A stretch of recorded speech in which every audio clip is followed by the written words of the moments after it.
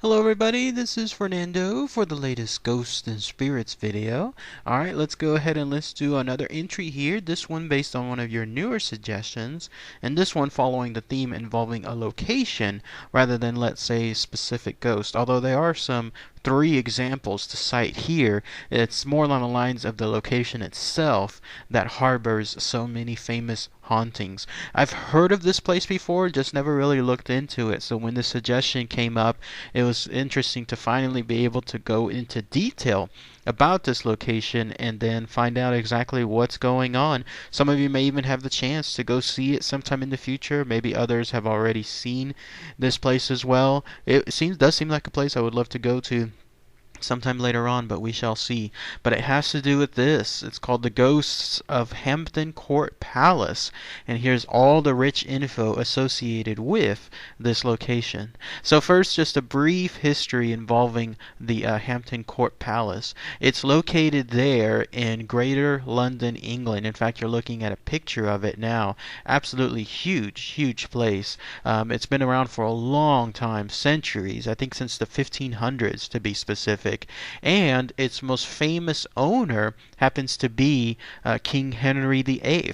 He was someone, I think it was originally built for someone else, but in this case it was something that he inherited and then he would pass it on to anyone else afterward. But his reign, his stay there has been the most infamous one regarding this location. As of today's date, Hampton Court, I was reading some info, it's still open to the public. It's something where people can go and visit it to this day. In fact, it remains one of the most famous places, at least tourist-wise, for anybody going into London itself. And as far as King Henry VIII, though, I mean, here's all the info, at least tied to what he may have triggered when it comes to its hauntings. So again, there's several of them there located within Hampton Court. The first one has to do with a lady named Catherine Howard. She is someone who apparently visits the palace's haunted gallery, and she has a direct tie to King Henry VIII in the fact that she was one of his wives, if I'm not mistaken. She was someone that was with him, probably, of course, either by no choice of her own, or who knows, maybe she actually fell in love with him. But in any case, at one point in this marriage, she was accused of adultery by King Henry VIII. No word if this was actually proven or not, but considering he was king at the time, once his word went down, then that was pretty much it. So she was placed under some form of house arrest, but not being able to, I guess, keep her there, she escaped. And so she ran off from the gallery, but she was dragged back into it, and the reports are when she was dragged back to the gallery, she was done so while she was basically screaming her head off. Eventually, though, she was found guilty, I guess, of adultery, and then she was executed there within the Tower of London. So, if you ever go to that location, and you go specifically to the haunted gallery, remember I was mentioning earlier about her screams, you can apparently hear her screams to this very day, the very same screams she did as she was being forcibly taken back to that room by the guards.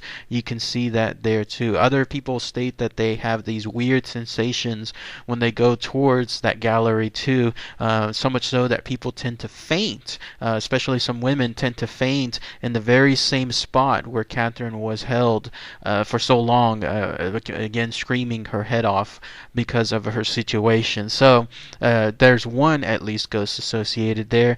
Another one has to do with the Grey Lady of Hampton Court. Her official name is Sybil Penn, but she goes essentially by the name of the Grey Lady, and she is someone that also frequents many locations there within Hampton Court. In fact, you could pick various spots within the location.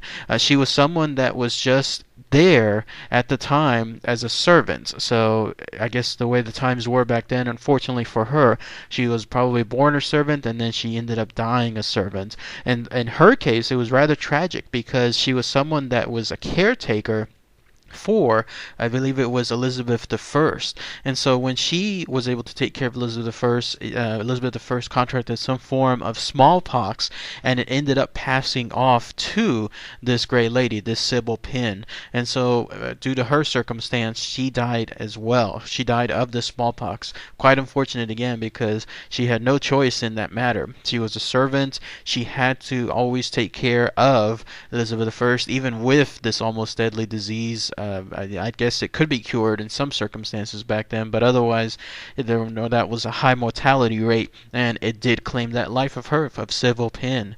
So, let's cut to about a couple of centuries later, and then that's when her ghost started to haunt those locations. Interestingly enough, it didn't happen until her tomb was removed from wherever it was originally located. It goes with that notion where once someone's original tomb or grave site is disturbed, then that's when people start reporting this ghostly activity. Such was the case here with this Gray Lady. Some people state that there's these strange noises that can be heard within Hampton Court that they attribute to her.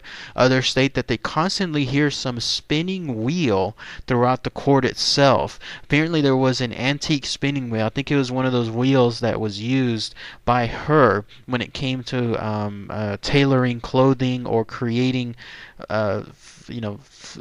whatever new clothes essentially. And so they can hear it. Of course, there's no sign of somebody doing that, but they can hear it, and they attribute it to this Gray Lady doing her work even after all these years. And then other places that she apparently haunts, you can go to the Clock Court. That's one place that stands out. And then another one being the apartments, or the closest thing that they had to the apartments within that Hampton Court too. Now the third ghost that haunts this place is probably the most famous one, only because there's a very famous video, a viral video that took place back in the early 2000s involving this. So I'm going to include the link for it below. It's only like 16 seconds, but you can see an image of it here. And essentially, it's a ghost that's been called Skeletor by everyone that has seen this on a worldwide basis. So this happened in the winter of 2003. The Hampton Court location has these closed circuit TV cameras around the place, so that way they can monitor, make sure everything is safe, whatever is the case. When they did so, the security staff didn't realize that they inadvertently caught some ghosts slamming open some of the doors within Hampton Court. But take a look when you have a chance, and you'll see exactly what I mean. You can see that the doors remain closed, and then they violently are pushed open very forcibly. I mean, they're almost like slammed open. Like, let's say somebody was running at full speed towards these doors and then using their shoulder to just burst it open. And then after a while, you don't see anything, just a couple seconds, and then you see something that looks like if you were to take the Grim Reaper, the classic stereotype image of the Grim Reaper, then you would see something like that here. It reaches for the doors and then almost tries to close them one by one, and then that's it. That's the sighting itself. Some people attribute it to this being the ghost of King Henry VIII, no less. But others, I don't see, I guess, any resemblance, but others still attribute it to more along the lines of some other mysterious ghost that haunts that location. Very famous, quick set of videos. I remember seeing this a couple of years late afterward, and it kind of like took on the internet just for a little while. Because if you think about it, it is pretty nice description of, in this case, of a ghost. Pretty clear as far as this closed circuit TV can get, because it is jittery and it does skip a couple of frames, so it's not exactly doing it, let's say, at 24 frames a second. Such is the case with this type of security footage. They'll always have a smaller frame rate so that way they can save space.